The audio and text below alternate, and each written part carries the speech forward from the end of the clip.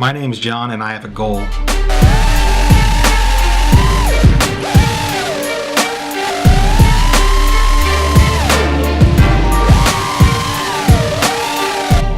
I've decided that I want to be able to fly drones and have a lot of fun doing it. I spent a lot of time watching people like Johnny FPV,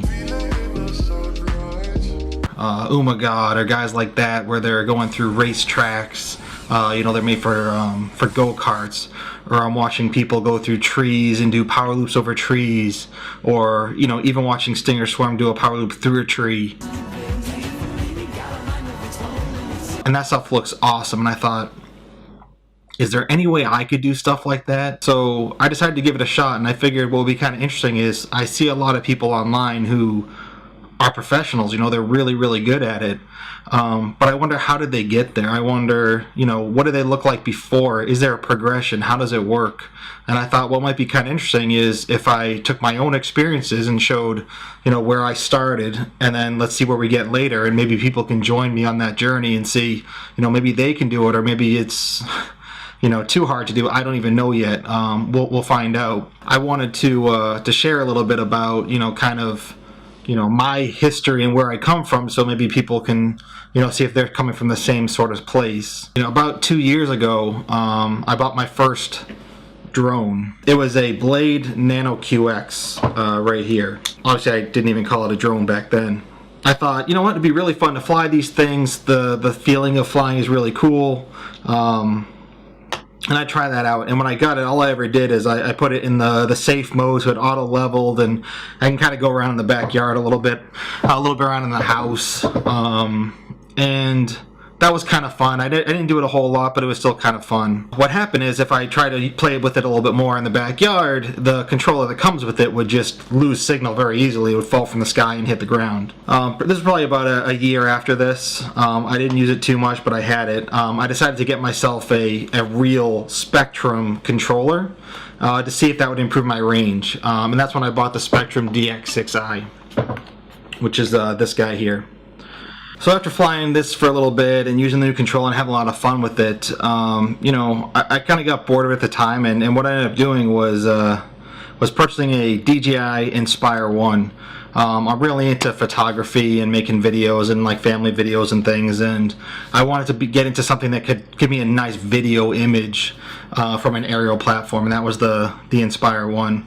And I started doing that a lot and having a lot of fun, taking some videos around the area. But the thing that was pretty clear about flying the Inspire 1 is that's not a drone that's designed for enjoying flight. That's a tool to make videos and photography and things like that from an aerial platform, and that's why I bought it. So I was very happy with it, but I got the urge to start learning to fly again. That's what I really want to do with this, and that's what I plan to do now. I also got myself an Inductrix FPV per the recommendation of the local drone guys, and I gave that a shot, and it turned out that flying that in a safe mode was actually pretty easy for me. I was doing that pretty well. I liked doing it around the house. That was a whole lot of fun. I turned my house into like a little NASCAR track that I'd fly around. That was a blast. And then I started wanting to do, a little bit more. So I said, let me try going outside. And that just did not work with the Inductrix. It was just too weak. Any little bit of wind, it would blow the thing right over. And that was pretty much the end of it. And that's when I started thinking, you know what? I want something more powerful. But I have a background in building things, right? So I enjoy building little toy robots. I used to make some things out of Legos, drive them via Arduinos or Raspberry Pis and things like that. And so I'm pretty proficient at soldering things. So what I did is I decided to build my own. Or the first thing I built was this really small brushed quadcopter. This was actually powerful enough to fly outside. I attached a little camera up here. I basically just stuck it on, and this worked. The problem that I learned real quick though is that very small crashes can break this. So I've actually gone through 3 different motors already, just small crashes breaking it off. And because it's always crashing and having to fix it, I decided this wasn't a whole lot of fun. Which then brought me to this. So this one here is a 110 millimeter brushed quadcopter. And this is now a 130 millimeter brushless 3S quadcopter. So what I decided with this one is I wanted to build something as small as possible because I figured just starting out, I'm probably going to crash a lot. And I didn't want it to break, at least not break easily. So I figured the smaller it is, the lighter it is, the more likely it'll withstand a crash. And that's how I came up with this. I'll do another video that goes through kind of what the components are and what I chose and why. But this thing has been a whole lot of fun. I've also decided that flying actual drones and quadcopters, I only want to fly acro mode. And so after, flying this for a little bit, maybe 2 weeks, I said, it was really fun to build this thing. I kind of got the urge to build another one just because it was so much fun, and I figured, I want to see what the difference is between a real mini quad, like a 210 millimeter size, versus this, fun, compact 130 millimeter drone. And so after I had this for, just about a week and a half, I decided to build this thing.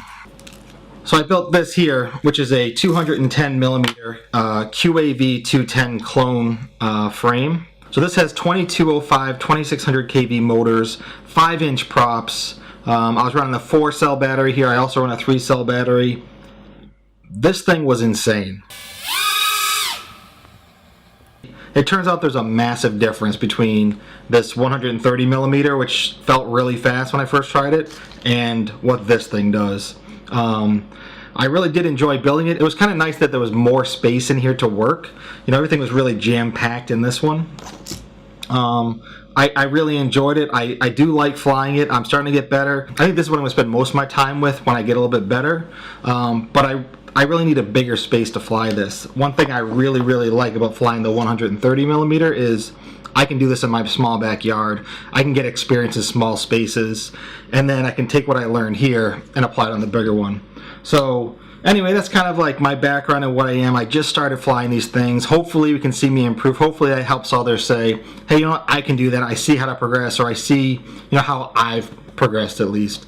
And hopefully I do progress. So anyway, wish me luck and join me for this journey, and let's have a lot of fun. Thank you.